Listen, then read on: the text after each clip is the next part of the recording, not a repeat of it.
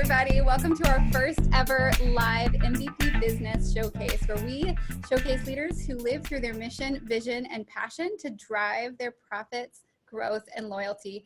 I'm Steph Silver, the host of MVP Business. I'm also the founder of Vine Collective, a leadership, branding, and marketing agency. Today, we're having a conversation with Bill Small. Is this your first Lunch and Learn? This is. I'm kicking off the live Lunch and Learns today, right now, right here. Awesome. So for those of you who do know Bill Small, you know he's amazing. For those of you who don't, he's a soulful and thoughtful artist, father, husband, and transformational coach, providing inspired solutions for business and life. Bill is my coach, and like I said earlier, I feel like I would have either quit or exploded by now. Or maybe both at the same time. Yeah, who knows? So I'm so happy to share him and have him share this interview as his first Lunch and Learn. This is awesome. Thanks for being here, Bill. Thanks for having me. So let's tell me a little bit about your history. How did this Jersey boy make his way to Austin, Texas? Well, so yeah, I'm from New Jersey, and I kind of grew up all over and worked in New York for quite a while. And then music brought me to Austin, like every other musician in Austin. That's why we came here about 30 years ago. And then somewhere in my first decade, I got trained as a coach, but I didn't know that was a thing you could do as a job. You know, I had no idea. Yeah. And then in 2008, I had just come off a really tough and not particularly lucrative year of traveling and playing music. And I was tired. Mm-hmm. And a friend of mine who's a filmmaker and also a coach said that he'd gotten a job coaching people. And I said, wait a minute, you're getting paid to coach people? Yeah. He said, yeah. And it turns out that was not too long after that movie, The Secret, came out. Oh, yeah. And some of the authors that were featured in that movie had coaching programs. And the company that was providing the coaches was in Austin. And I knew most of the people who were working there. So I got hired as a coach for some of those programs. But of course, that was 2008. So by mid-2009, nobody was paying big money for coaching programs anymore. Mm-hmm. But I had kind of found my groove with it. I coached a ton of people in a short period of time and really loved it. And I just kept going. So now I do both of those things, play music, coach people, and yeah. So you didn't talk about this, but just because I know you went from theater to music to coaching, yeah. And all of music is still very much a part of your life, or what it is in your home now, Yeah. Not as much out and about. Not so much out.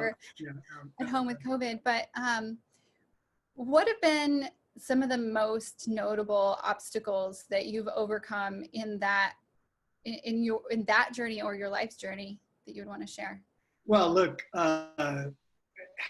turning music into a business, even thinking of it as a business, is incredibly difficult. Yeah. And it's not something that they teach very well when you go to music school. I think they're getting better at it than they used to. But it's still very difficult. And the music business as a business is in some ways kind of awful. And there's no real roadmap to it. When I was growing up, there was really only one way that worked. You had to get a record deal. And as I got older, those opportunities got smaller and smaller and smaller and smaller. Mm-hmm. But at the same time, all these other opportunities to kind of make your own way, have your own career, create a sustainable business around being a musician, all of that became easier. And maybe not easier, but more accessible. There were more tools, became more common. People weren't just looking to the radio to find music. Um, so it's all changed a whole lot. And that's been both an obstacle and a boon. So obstacle, hardest thing is functioning as a business and being a musician. Mm-hmm. It's still really difficult, and I don't recommend it to a lot of people. I really don't. You have to be able to do both if you want to make money at it. Right. And it's not easy. So yeah, you've really structured your life around your passions, and you've been successful with it. And a lot of, you've known and seen a lot of people who haven't, but you dedicated a lot of your time, or all of your time, to either living your passion, other than, your family and friends, of course, but living your passion or helping others do the same. Your coaching business is with really passion driven people, artists, and creatives in different ways. What other advice do you have, or thoughts for keeping the passion alive and moving through those struggles and keeping kind of that business structure? I can only say what comes up for me, and I think everybody can be a little bit different, but you can't be afraid to do more than one thing. Mm-hmm. I spent a long time thinking that if I was going to be a successful artist, then that's the only thing that I could do. Yeah.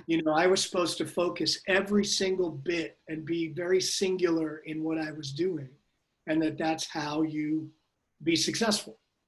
And maybe that works for some people, but that doesn't work for me. Mm-hmm. And I find that not only does that not work for me, it makes me not want to do it anymore. Right. So if I only focus on being a solo artist, like I write songs and I sing them and I go out, then I don't want to do that anymore. I get bored.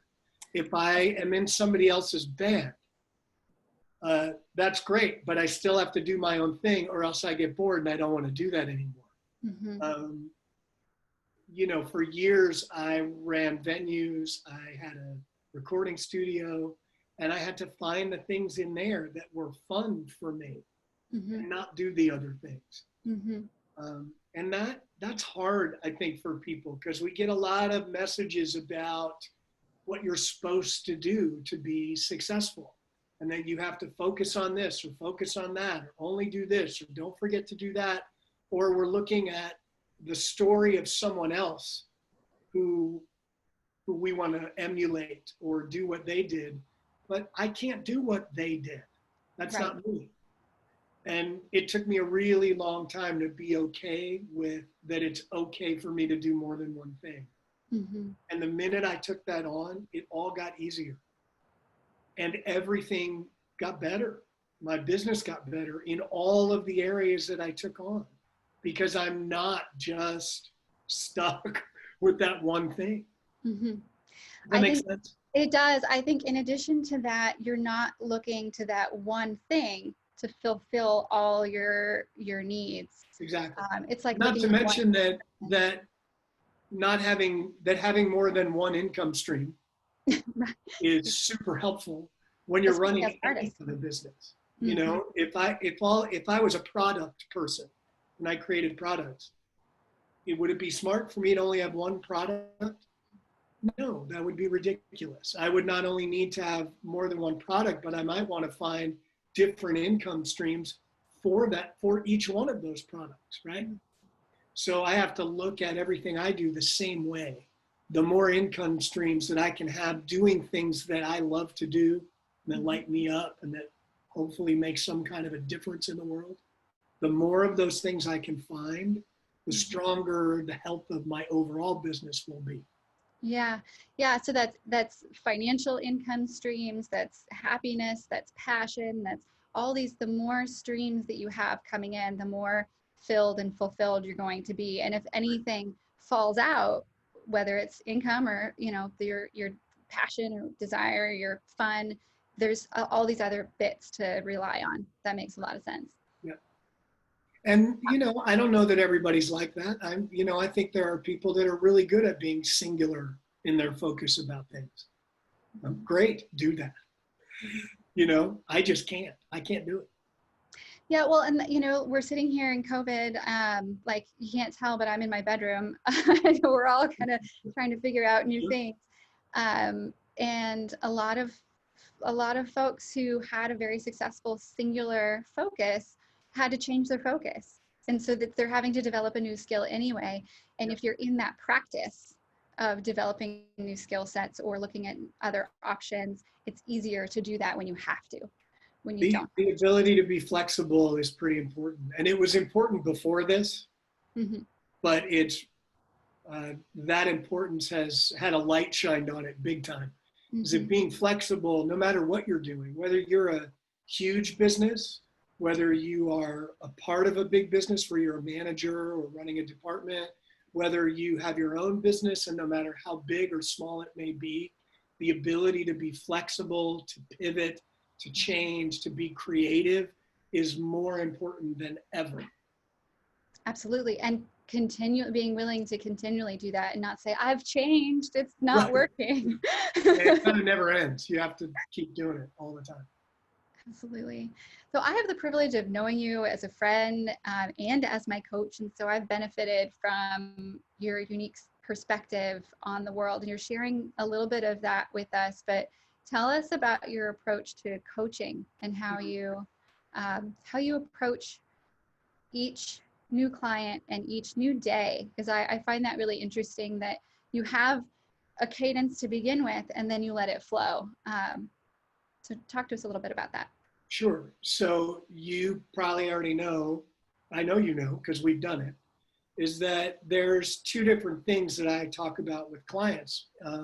I primarily work with people in and around their businesses because I'm super interested in what people are doing.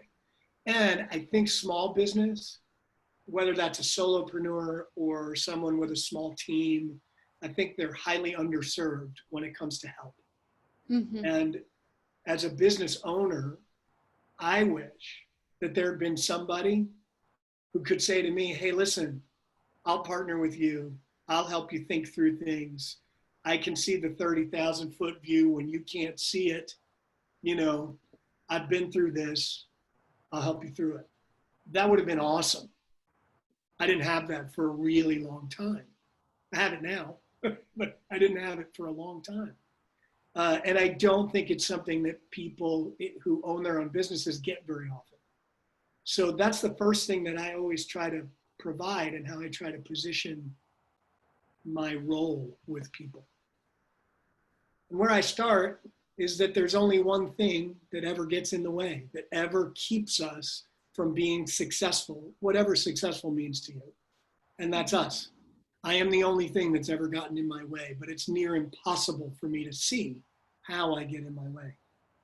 And before I can talk to anybody about the nuts and bolts of their day-to-day business activities, the first thing we have to do is get out of the way, is actually become aware of how do you as a human being get in your own way? Because that shows up everywhere. It shows up in your business, it shows up in your personal life. I don't really consider there's a whole lot of difference between business and personal, because you are the person who's showing up in your business every day. So you're the person who's getting in the way of your business every day. And it's not that tough to fix. It's just that you have to be able to see it and have a language for it and have some tools to be able to start to deal with it. That also never stops. Mm-hmm. You don't go, oh, look, I'm out of the way. I'll always be out of the way. No, because you're always human, so you'll always be in the way. Yeah.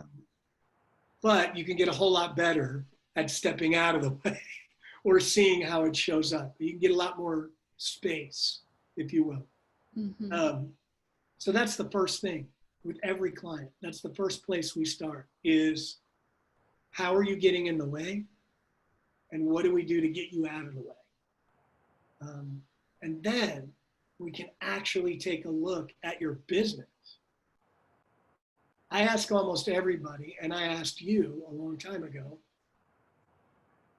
where do you see your business in 5 years? I've never had a single client that could answer that question when I asked.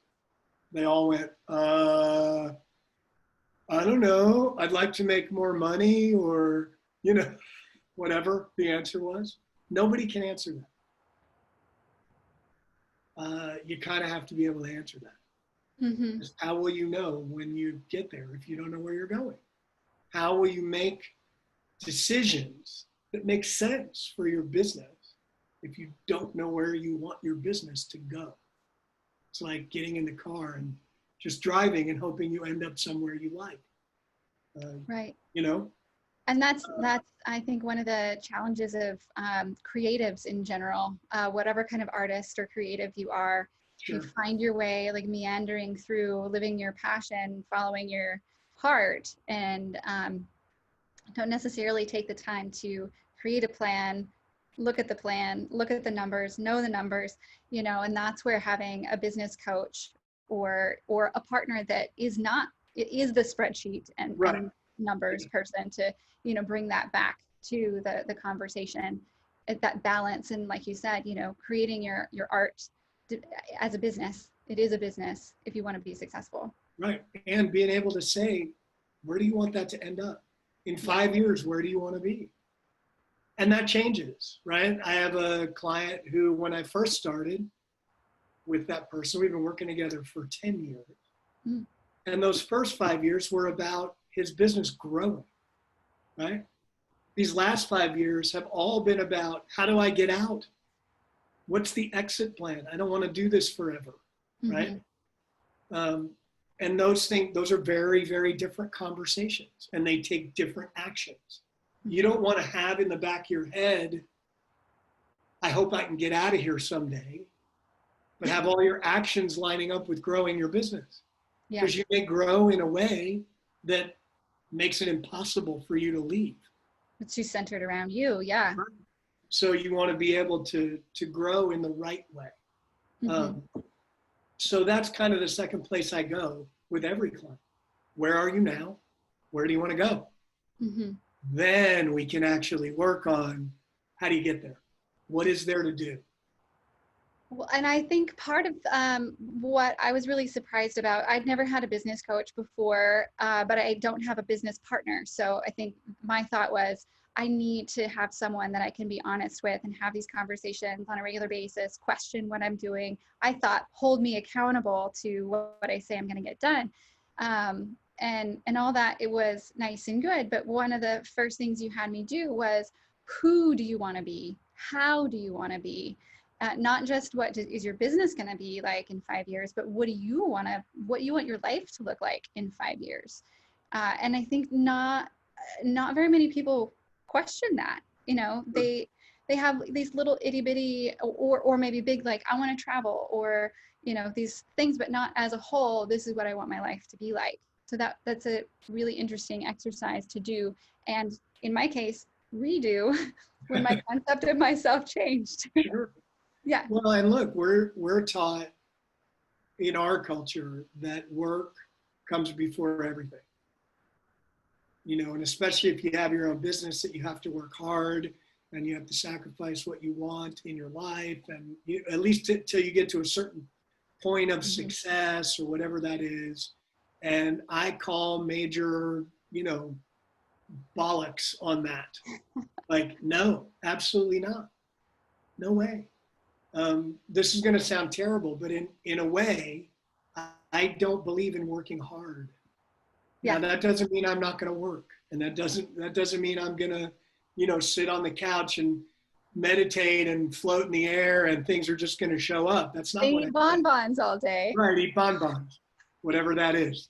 But they're little ice cream things that are covered in chocolate. I found out. But people think, I really think that a lot of people are trained to believe that there's a certain amount of suffering that comes with work, that it has to feel hard. And I don't think it has to feel hard. I think when you're doing something that you actually enjoy doing, for the most part, when you're doing something that has a purpose, when you can tie it to where you want to get to a vision that you have for your life and your business, and maybe making some kind of a difference, whatever it is for you, when you can tie it to something, then it doesn't have to feel hard. Mm-hmm. No, absolutely. So one of the questions that I have for you is you have brought into my world, and I'm sure other clients of yours, several tools. Tell me a little bit about those tools and why you think they're important. Well, all of those tools could be related to mindset or behavior change. I kind of like to talk about it in terms of behavior change, because how we get in our way has everything to do with behavior, right? And I don't mean throwing temper tantrums like a kid's behavior, right, can be, but we all have behaviors. We have ways of viewing things, ways of doing things, and then we have the results that we get from that. Mm-hmm. And there are tools, one of my favorite ones being meditation. It's the first thing that I end up talking to anybody about, that are really helpful when it comes to behavior change, because our behaviors are driven by our thoughts. Mm-hmm. And most of us are not particularly responsible for our thoughts. And our brains can't always be trusted to provide us with the best ammunition for our behaviors. You know, our brains can run amok. You can get lost in all kinds of negative, self-defeating stuff going on up there. Being able to get a little control over what's happening with your brain mm-hmm. Will completely shift your ability to change your behaviors. Does that make sense? Absolutely. So one of the things you said is we're not necessarily responsible. Most of us are not responsible for our own thoughts. Talk to me a little bit more about that concept. Yeah. So most of us, I don't want to say most of us, but a lot of people don't look to themselves as the responsible party for the results they're getting in life. A lot of people will say, oh, well, it's the economy, or it's the pandemic, or right now, or it's politics, or it's my ex, or it's these terrible employees I have, or it's the weather, or it's, you know, the bad timing, or whatever it is. We all want to look outside of ourselves when it comes to the results that we're getting, both good and bad sometimes, you know, that are good results. Well, that's just luck. I got lucky, right? So actually taking responsibility for all the results you're producing in your life and your business, even if that's not true, it doesn't matter. It puts you in the driver's seat. It means you get the choice. You get to change your actions. You get to change what you're doing to change your results. You're not a victim of something else that's happening outside of you. Mm-hmm. And it's the same thing with what's going on in your brain. You can either let your thoughts run you, or you can run them.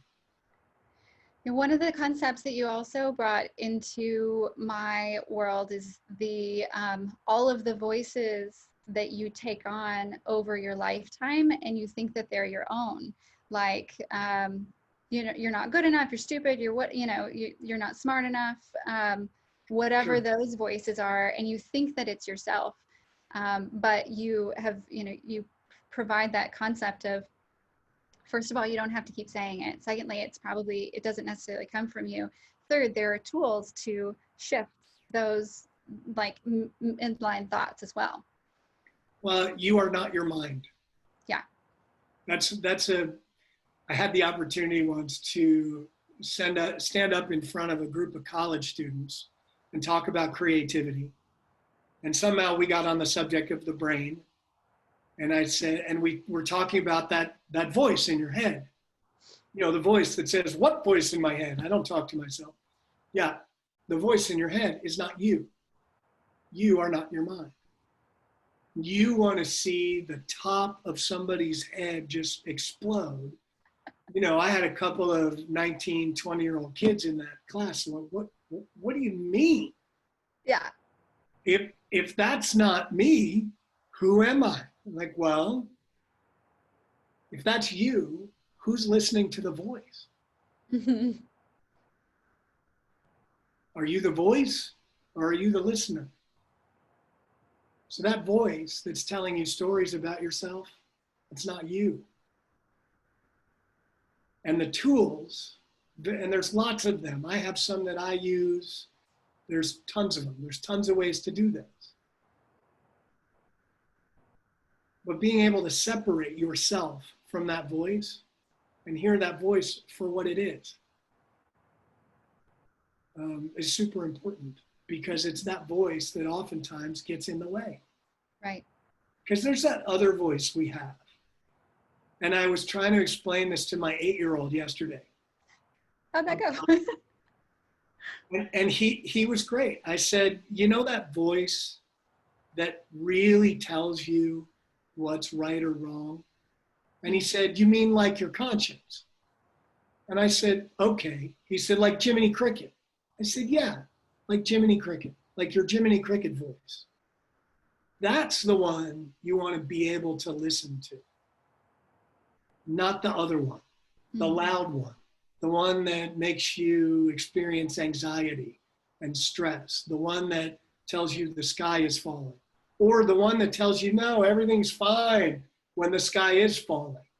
You know, whatever it happens to be, whatever your stories are, they're just that. It's this unabridged, untethered storyteller in your brain that's just yapping.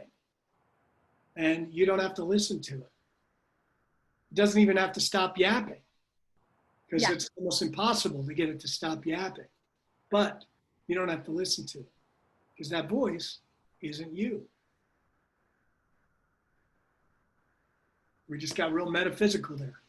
I know. Well, I purposefully let that sit for a minute, because once you have that concept, it's like, that makes nothing but sense, but you have to keep reminding yourself of it. But like you said, when you first hear of that concept, it's like, of course it's me. Who else would it be? I'm like, well, then what you said to me was, then why are you having a conversation with it? Look, there's a lot going on up here for everybody all the time, and it can be hard to sort out. But when you can keep returning to a place that isn't full of those old stories and conversations about you, that's full of your failures and full of what you're afraid people think about you and all of that stuff, when you can separate from that, even for a short period of time, you get space to create something else. Mm-hmm. Mm-hmm. So this all ties back into getting out of your own way, right? And it's something that never stops. It's work that you have to continue to do pretty much forever. Mm-hmm. And anyone that you look at who is at some level of success that you admire, I promise you they're doing some version of that work, and they have been for a long time. Mm-hmm. Yeah, my husband and I were just talking about meditation, and we're both bringing, we struggled to bring meditation into our lives for years, and now we realize we need it now more than ever. So we're focused on doing it once a day. And we were just talking this morning about bringing it into a twice a day routine, morning and evening, and making sure that we, spend as much time in nature as possible, because I think that kind of helps calm and center you, but also by yourself. And how, like you said, most of the truly, really astoundingly successful people will say that, the key to their success is retreats, or, staring at a wall for an hour a week, or some sort of grounding and centering of just stop what's happening in there, and let the natural calm voice come in. And sometimes it's in those stop trying moments that everything comes through. Right. Yeah. I mean, you and I have had that conversation recently. Like, I just gave up and stopped trying so hard, and then all of a sudden went, oh, look at all these There it is. opportunities. Yeah, we really, we all do this. I catch myself doing it. We strive really hard. You know, you have some goal you want to meet, you have some intention you want to fulfill upon, you have something you want to achieve, and you just start striving for it. And by striving, I mean pulling it, trying to pull it towards you, trying to dig it out, trying to make it happen, build it up, do the thing. And really, it just makes you tired. You know, it just makes you tired. And you might get there. Some people are great at that. I don't know that I've ever been really good at it. I think it makes me tired before I achieve the result, and then I just get lost, or I give up, or I stop. I don't want to do it anymore because it's not fun. Being able to let go, to become maybe a little unattached to whatever the outcome is, and just enjoy taking the actions, taking whatever the next step is. All of a sudden you find at the end of the day that you've probably achieved what you were looking for. I opened a recording studio one time in South Austin, and I moved a bunch of boxes from my house in there, and I found a stack of notebooks. And I pulled them out and was looking through them, trying to see if there was any empty space, you know, were they all finished or what have you. And I saw a page where I'd written down a set of goals at the beginning of some year that I wanted to achieve. And the notebook was at least a year and a half or 2 years old or something. And as I read through these, I realized that I had achieved everything on the list. But none of it looked anything like I thought it would. If you had asked me back then, would it look like this? I wouldn't have even been able to conceive of it. Right. So oftentimes the details that we have in our mind and that thing we're striving for, it isn't going to end up that way. You kind of have to let go and let it show up however it's going to show up. Again, doesn't mean you get to just sit there and meditate and float on a cushion and it'll show up, right? You still have to stay in action and keep working. But there's a difference between doing that and being really attached to it turning out a particular way by a particular time, you know, because of a particular set of actions. Absolutely. There's two things that I hear in that. One is the concept of painting the picture of what you want to happen, or where you want to be, and then allowing the journey to unfold to get there. But also, you and I recently talked about this, the concept of, you know, most people are past focused or future focused, like what got me here versus, or where am I going next? And I'm both, terribly so. But because of that, I'm, you know, either looking at, like, with pride, what got me here, or pain, or just striving so hard to get to the next thing, that when that picture emerges of what I wanted, I don't take the time to say, holy shit, look what I did. I go, what's next? You know? And it may be 10 years from now that I go, oh shit, I did all that stuff. That's cool. But what's next? Or what is everybody else doing that I am not doing yet still? There's always some other thing. Yeah, so what I hear you saying is that there's two things going on there. One is we don't stop and actually acknowledge where we are. You know, we're always looking at what's next, what's next, what's next, what's next, right? And it really is important to regularly stop and really look at where you are and what you have. Yeah. I'll come back to that in a minute, because you started with being past or present, or past or future focused, which means you're not in the present.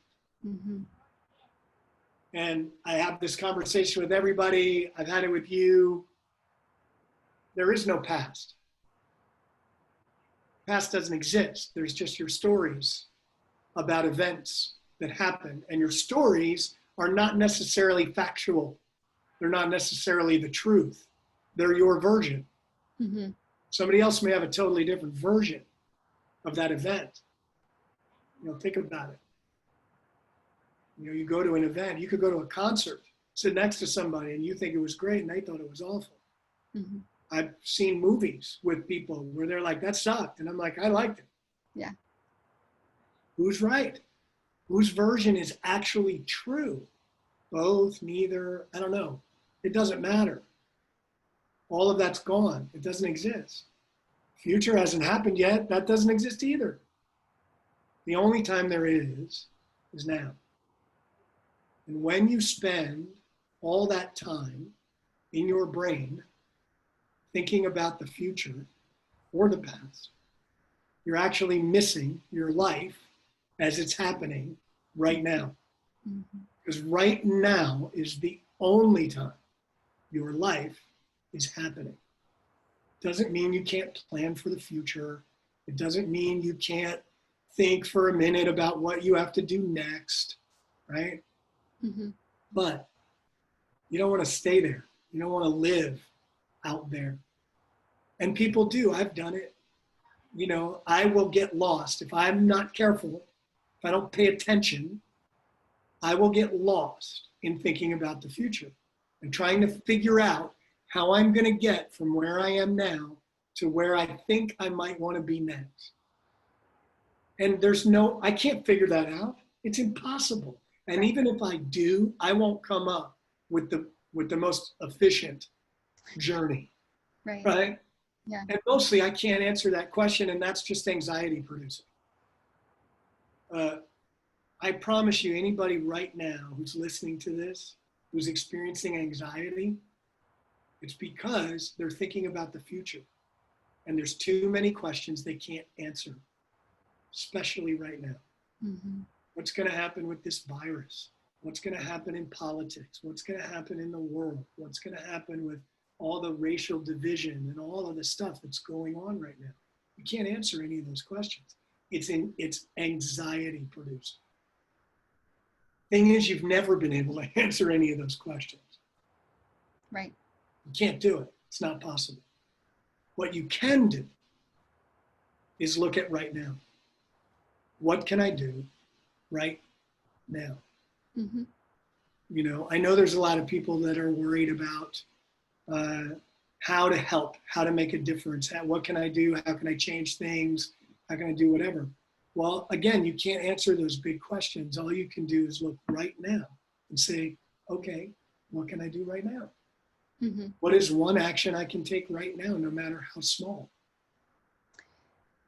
And it all kind of comes back to that. It doesn't mean you can't plan. It doesn't mean you can't, with a business, you have to plan sometimes, right? But in the day-to-day, where you want to keep coming back to is now, is the present moment, this moment, right now. And in this moment, right now, it's easy to be present to all that you have and all that you've accomplished. We spend a lot of time thinking about all the stuff we haven't done, thinking about the to-do list that never gets checked off, thinking about the money we haven't made, thinking about, the vacation we haven't taken, thinking about the revenue we haven't produced in our business, or whatever it is. But when you get in the present moment, you can actually experience this wonderful thing called gratitude Mm-hmm. for what you already have, for what you've already created, for the ground you've already taken. And that's a really powerful place to be. Yeah, I hear a couple of things in that. One is, several times we've been having conversations. You go, okay, wait a second. Did you just hear what you said? Like you accomplished this thing. Let's sit and be grateful for that for a minute. Let's acknowledge, what's been done. And, when did you think you were going to accomplish from that? You thought that was going to be a year from now. Like, let's stop and just, you may not have done all these other things, but wow, this one good thing is, really worth pausing and finding gratitude in. And then the concept of setting aside time and effort to be grounded in gratitude, and not like, hey, thanks for getting me a beer, or whatever, but like really own it and feel it and look around and say, no matter where you are, like you have a life, or you have whatever it is that you have, being grounded in that gratitude, and how that can really change the lens. The other thing is the concept of the small steps. One of the things that I put out there in talking about or advertising that we were going to have this conversation is the concept of transformational change.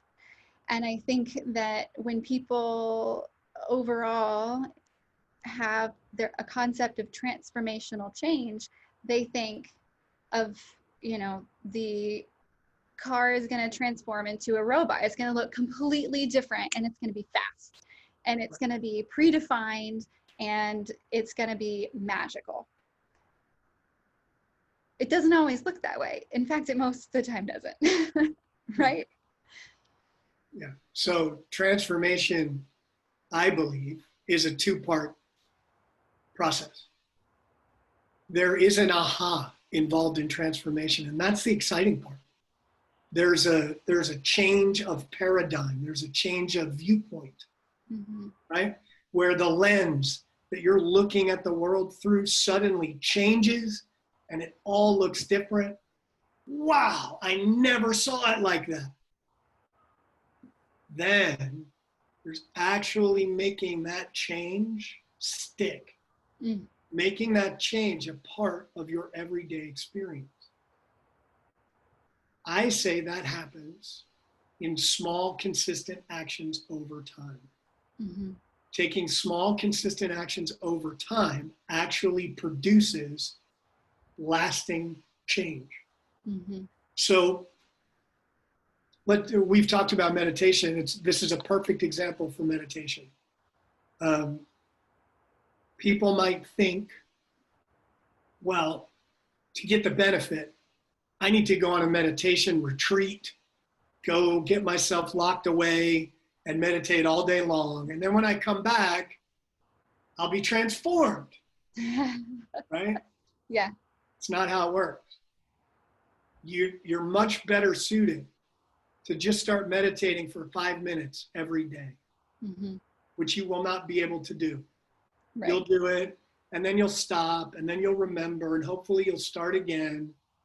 And then one day, you'll notice that everything's different, that you actually have taken something and not only made it a part of your experience, but you've shifted the way that you look at the world and the way that you look at yourself.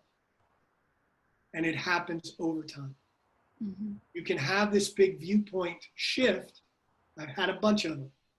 But the way you make that stick is by changing the small actions that come out of that shift over time. Otherwise, it's like there's a very typical story in corporate training and corporate, big events where they come in, sales training, this happens a lot, or big sort of rah-rah corporate events. They'll come in and they'll do it, and everybody's jazzed, and they learn something new, and it's cool. And 3 months later, everybody on that team's doing things exactly the way they were before. It made no difference at all. Because just the viewpoint change, just the paradigm shift doesn't last. You start doing the same old actions, and you go back to looking at things the same old way. It's only by coupling that viewpoint with a new set of actions, small ones, not big ones. We can't do that. We're not, human beings can't do that.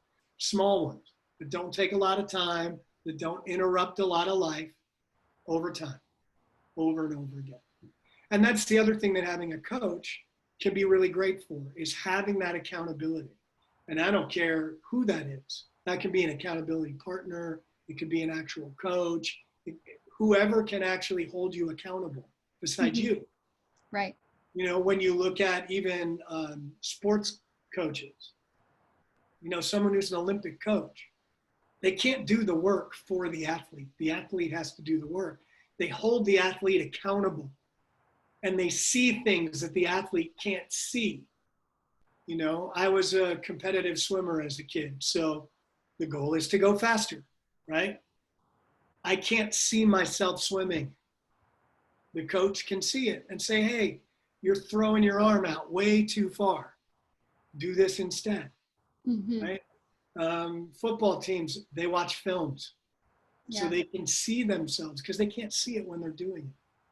Having a coach in your business allows someone to see from the outside what's happening that you can't see.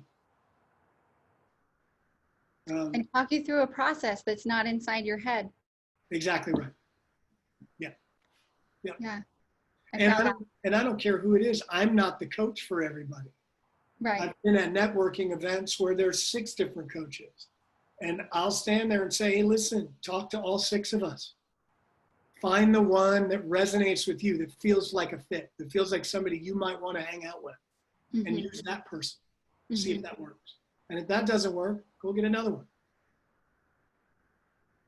Yeah, I mean, I thought when I signed up I thought when I decided that I was going to get a coach that I wanted someone to like kick my ass, like to just hold me accountable. And then the first thing you told me to do was to make time for myself, to like take an hour a day for an entire week. I was like, I don't know if I can do that. Like, tell me to do more things. I can accomplish that. Take time for myself? What? Why would I do that? But but then I realized that's the coach that I need. And you knew that, and you feel it out each week. Sure. Do I need to be told to do more things, or not in those terms, but like, what's your goal? How are we going to get there? Or you asked about process, and that's really part of it. I mean, look, like I said, I start everybody in the same place, right? We got to get on the same page. We're going to try to find out what are the things that are getting in your way that we can quickly identify and, get some space around that. After that, it's just about where you are today and where you want to get to. At a certain point, you're generating what you need from me, not the other way around, right? Right.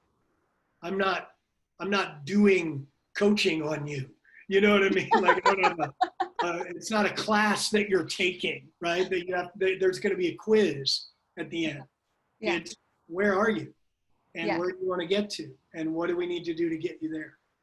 Yeah, and I found that really interesting that, every week there's some bit of homework, and then we come the next week and we don't start with, did you do your homework? Let's grade it. It's where are you now?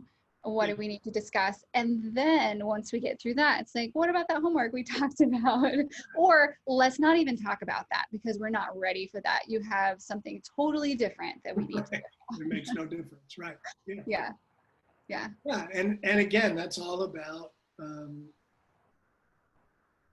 actually being in the moment of what do you need? What do you need?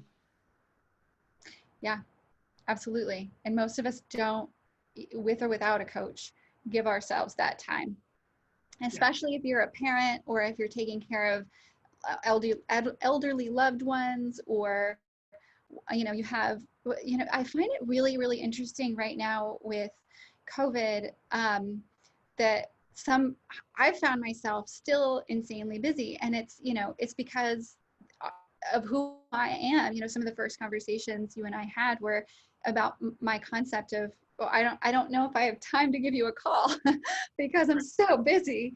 But even still, we're home. There's not social occasions for me to be out and about on, but still my day is completely full of work or kids or whatever. And then there are those who are at home going, this day looks like yesterday and the day before, and it's still, what do I do? And we're all lost in this kind of what would it be? Like just amplification of what we were before. Yeah. You know, and we're, like you said, we're blaming it on COVID or we're blaming it on whatever. But really it's just an intensification of what we had going on before, because we're still in here. Right. And you can either look at that as a problem or an opportunity. Right. And I've had this conversation more times than I imagined I would, with not only with clients, but with myself. Mm-hmm. You know, we can look at all this as a problem or an opportunity. It can be either one, and it's always both. It's your choice. The things that we're stuck with about ourselves, we have a glorious opportunity and plenty of time and space to actually work on that, to do things a different way, to take ourselves on in a way we haven't before. It's pretty great, really, if you want to look at it that way. Yeah. You know, I'm doing something that I said I wouldn't do because I have to. You know, one of the things, you know, I think everybody listening knows that you're in the marketing business, right?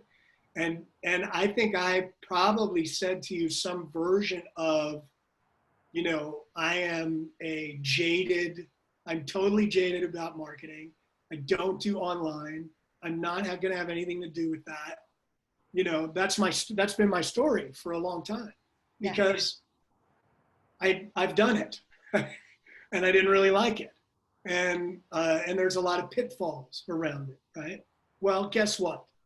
Pandemic, stuff, can't go out in the world, can't go, you know, find people to coach. So I had to let it go. I had to just let that go and say, great, I'm going to put my business online again. I can reach more people. I can help more people. This isn't what I did before. I don't have to bring all my stories about how sucky that was. I can just do it fresh, do it new, deal with myself about it, right? Mm-hmm. And hopefully help a bunch more people. Yeah, absolutely. And I've seen that you're offering classes and courses, and you're doing this lunch and learn thing. And I think that's one thing that I've found about marketing and about people in general, but I see it in marketing all the time. They're like, oh no, we put an ad in the paper for Thanksgiving like 10 years ago and we didn't get any extra people. So we're not doing that anymore. Yeah. Yeah. You know, there's a whole new generation of people out there and ads are different. And, you know, So the concept of, I did that once, I'm never going to do it again.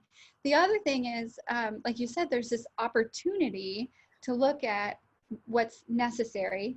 What version of it do you want to do? It's like we were talking earlier about not just business, but my story of, I don't need me time. I'm an extrovert. I get my energy from being around people. Well, it turns out not the same 3 people for 6 months. Just turned out I noticed that. So, you know, and my husband and I were talking, I had like some hours to myself and he came home and he's like, what happened? I'm like, you know, like the birds are chirping. Yeah. And you left. Yeah. I'm like, oh my gosh.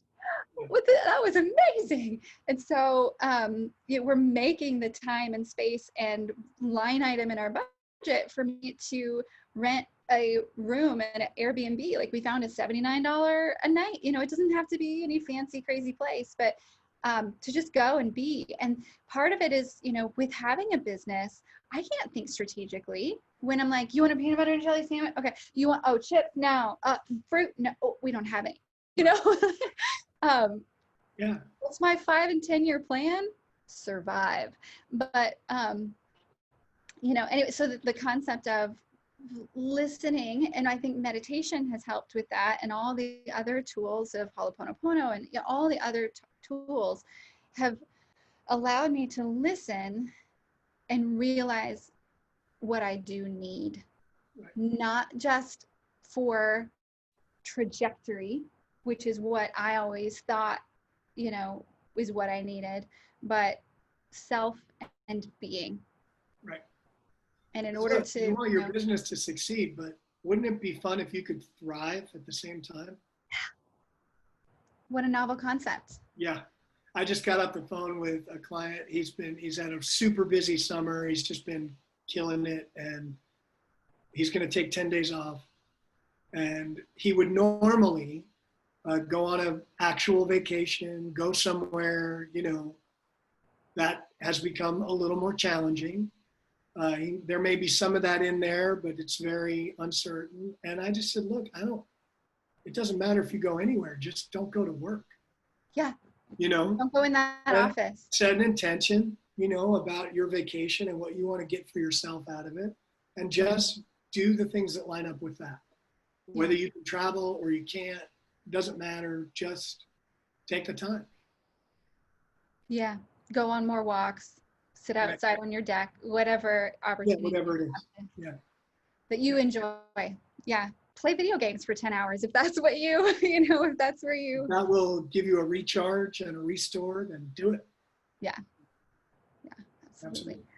So knowing that you're a musician and, sometimes that can be work, like sometimes I happen to live with a musician. So I know it feels like, he changed his instrument so that he wouldn't have to pack up his drums. He learned bass so that it would be easier to get himself out of the house and be happy about it. Once he's there, though, that's his happy place.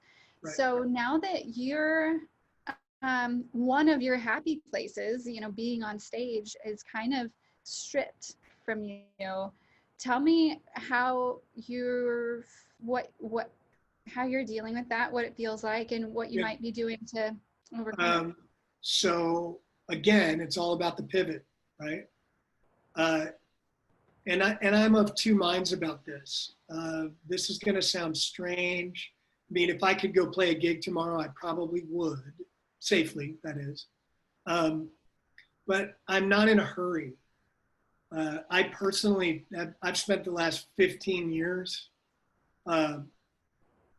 pushing pretty hard with traveling and playing. So I don't mind the break from that. And I've just turned my attention to recording music and releasing music in a different way. And again, since I'm online anyway now, using those same tools to build that side of my business in a way that's going to help me down the road. Yeah. And it's been fun. I've actually collaborated, distantly with musician friends of mine that we've never done that before. And it's been fun. It's great. So again, it's either a problem or an opportunity. And I'm always trying to find the opportunity in it. That's awesome. I think finding the opportunity, and then also one of the things you said to me was, constantly asking yourself in this time, but always, how can I help, or how can I, find opportunity to grow, and not necessarily looking at it as how is it going to pay off immediately. And so, like you said, you're doing these things, you're, collaborating, you're recording, you're whatever.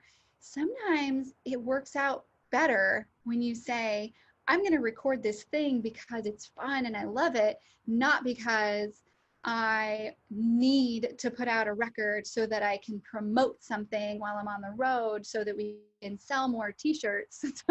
You don't have all these reasons to do it. Now you're back to that passion again. Like I'm doing this because I love it. Hopefully it'll bring something in the future, but if not, I love it anyway. And to some extent, I've tried to adopt that around everything I do, but particularly music, for a long time.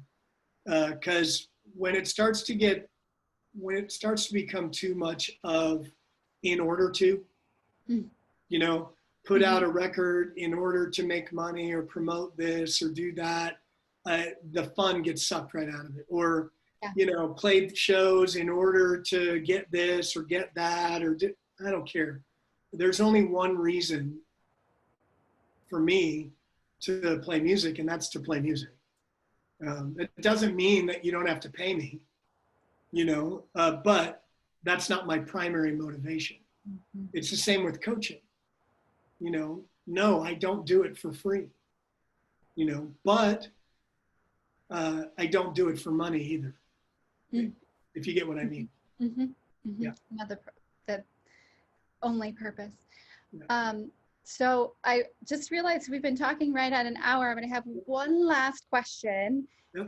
and that is, what thoughts or advice do you have for someone who is looking to pursue a new passion that they hadn't pursued in that way before? Like now they're looking at it as a career opportunity or a business, like you said, turning their passion into a business. Get a coach. Yeah. I don't care who it is. Get a coach. Mm-hmm. Don't do it by yourself. Get a coach, get a partner, get a mentor, get something. Don't do it by yourself.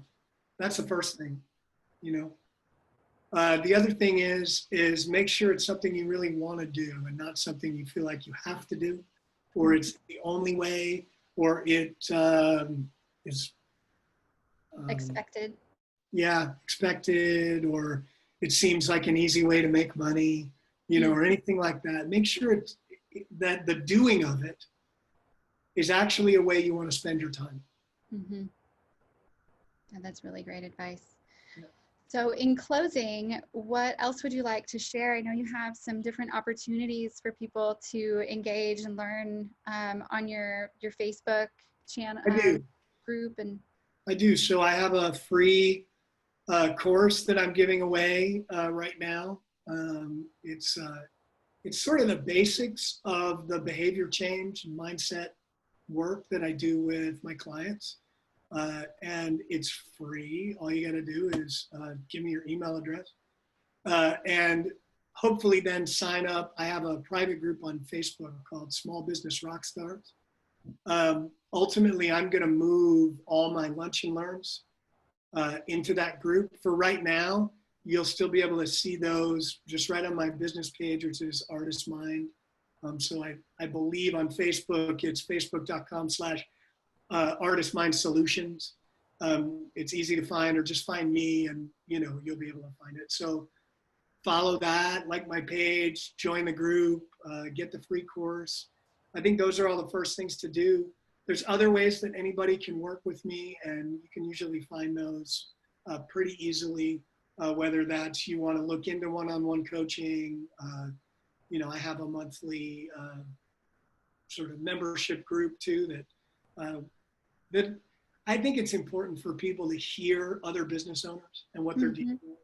So being able to share experiences, talk through issues with a larger group of people who are probably all dealing with the same things, can be really helpful as well.